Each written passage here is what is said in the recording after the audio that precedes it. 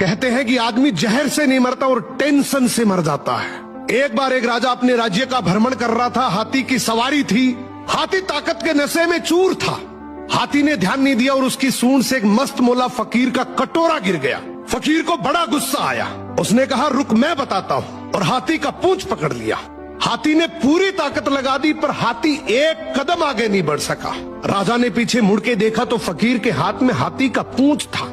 राजा को बड़ा अचंभा हुआ कि एक फकीर में इतनी ताकत। राजा फकीर के पास गया और बोला, आपकी जगह फुटपाथ पे नहीं, आपकी जगह तो राज दरबार में होनी चाहिए। आप इतने ताकतवर हैं, आप हमारे साथ चलिए। आपको कुछ नहीं करना, केवल राज दरबार के राज मंदिर में एक दीपक जलाना है, सुबह 4 बजे उठना है और आरती करनी है। फकीर ने कहा, ठीक है, अच्छा खाने पीने को मिलेगा। थोड़े दिन बीते कि एक दूसरे राज्य का राजा से मिलने आया। राजा ने रौब जमाने के लिए बातों ही बातों में बोल दिया कि हमारे राज्य की सेना और प्रजा की तो बहुत दूर की बात है। हमारे राज्य के तो फकीर भी इतने ताकतवर हैं कि एक बार तो हाथी को भी पकड़ ले तो हाथी भी एक कदम नहीं बढ़ सकता। दूसरे राज्य के राजा ने बोला, भी हमें तो दिखाओ तब माने। राजा ने फकीर को बुलाया और कहा, नाक का सवाल है, ध्यान रखना। फकीर ने कहा, ठीक है, हाथी को बुलाओ।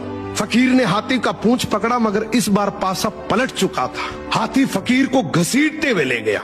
ये देखकर राजा को बड़ा अचंभा हुआ और फकीर से बोला कि जब तुम फुटपाथ पर रहते थे, रूखा सूखा खाते थे, तब भी तुम में इतनी ताकत थी। अब तो तुम राज दरबार में रहते हो, 56 प्रकार के भोजन करते हो, फिर ताकत कहाँ गई? फकीर जोर से हंसा और बोला, राजा जी, ताकत को टेंशन खा गई।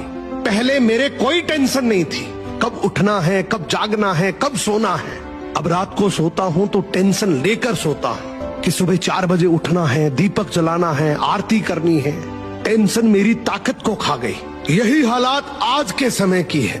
हम सोते हैं तो हर दिन हजारों टेंशन लेकर सोते हैं जो हजारों बीमारियों को न्योता देती है, जबकि हमें पता है कि टेंशन करने से कुछ नहीं होगा। वही होगा जो भगवान को मंजूर है। फिर टेंशन करने का क्या फायदा?